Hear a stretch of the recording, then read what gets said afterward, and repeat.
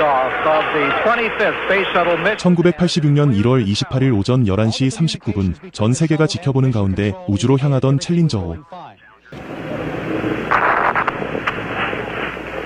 이륙 후 73초 만에 공중에서 폭발하고 맙니다.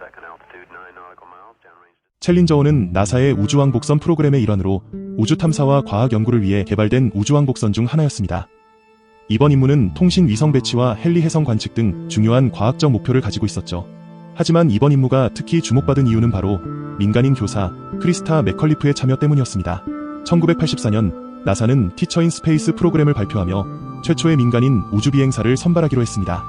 이 프로그램은 교육 분야와 우주 탐사 분야를 연결하여 학생들에게 과학과 우주에 대한 관심을 높이는 것이 목적이었습니다. 전국의 11,000명 이상의 교사들이 이 프로그램에 지원하였습니다. 치열한 경쟁 끝에 맥컬리프는 최종 후보 10명에 선정되었고 전문 우주비행사들과 함께 수개월간의 집중 훈련을 받았습니다. 무중력 상태에서의 적응, 우주선 내에서의 생활, 안전 절차 등 다양한 교육을 소화해냈죠. 이후 심층 면접과 다양한 평가를 거쳐 최종적으로 선발되었습니다. 다른 승무원들도 그녀를 따뜻하게 맞이했고 맥컬리프는 팀의 일원으로서 완벽히 적응했습니다. 1986년 1월 28일 아침 플로리다주의 케이프 커네버럴에 위치한 케네디 우주센터는 역사적인 순간을 맞이하고 있었습니다. 추운 날씨에도 불구하고 수천 명의 사람들이 발사 현장을 찾았고 수백 개의 카메라가 이 순간을 담기 위해 대기하고 있었죠. 그 중에는 승무원들의 가족들도 자리하고 있었습니다. 챌린저 호의 승무원들은 마지막 점검을 마치고 서로에게 미소를 건넸습니다. 그들의 얼굴에는 기대와 설렘이 가득했죠. 오전 11시 38분 발사 카운트다운이 시작됩니다. 3, 2, 1, and liftoff. Liftoff of the 25th Space Shuttle mission, and it has cleared the tower. 챌린저5는 거대한 화염과 함께 하늘로 솟아올랐고 관중석에서는 환호성과 박수가 터져나왔습니다. 모든 것이 순조로워 보였습니다. 그러나 이륙한 지 불과 73초 만에 믿을 수 없는 일이 일어났습니다. 챌린저5가 갑작스러운 폭발과 함께 여러 조각으로 분해되었고 하늘에는 흰 연기와 파편들이 퍼져나갔죠. 현장에 있던 사람들은 처음에는 무슨 일이 일어난 것인지 파악하지 못했습니다. 그러나 환호는 순식간에 침묵으로 바뀌었고 이내 충격과 슬픔에 휩싸였습니다. Ladies and gentlemen, I'd planned to speak to you tonight to report on the state of the Union. But the events of earlier today have led me to change those plans. Today is a day for mourning and remembering.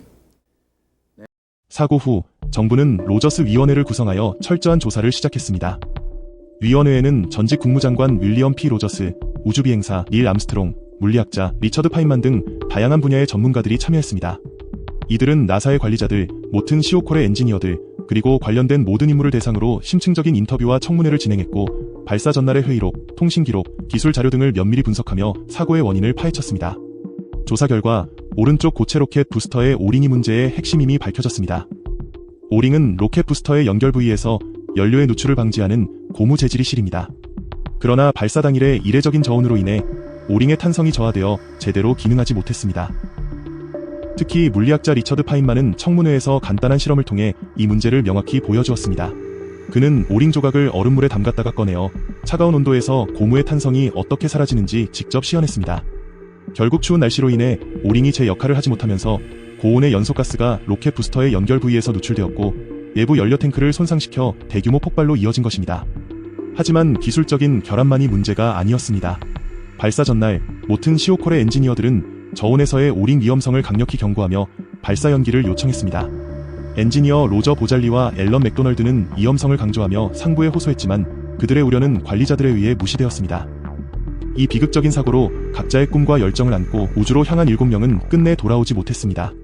공군 중령 출신의 베테랑 우주비행사이자 지휘관 프랜시스 딕 스코비, 해군 중령으로 이번이 첫 우주비행이었던 조종사 마이클 스미스, 미국의 두 번째 여성 우주비행사이자 전기공학자 주디스 레즈닉, 공군 중령이자 최초의 아시아계 미국인 우주비행사 앨리슨 오니즈카, 물리학 박사이자 색소폰 연주자였던 로널드 맥네어, 공군 대위 출신의 위성통신 전문가 그레고리 자비스, 그리고 최초의 민간인 우주비행사로 선발된 교사 크리스타 맥컬리프. 이들은 가족의 곁으로 돌아오지 못했지만 그들의 희생은 과학계와 교육계에 큰 영향을 미쳤습니다. 나사는 우주왕복선 프로그램을 전면 중단하고 철저한 재검토와 개선 작업에 착수했습니다. 저온에서 문제를 일으켰던 오링의 소재와 구조를 재설계하였고 발사 전 점검 과정이 더욱 엄격해졌으며 조직 내의 안전 문화를 정착시키기 위해 노력했습니다. 1988년 개선된 우주왕복선 디스커버리호가 성공적으로 발사되며 프로그램이 재개되었습니다.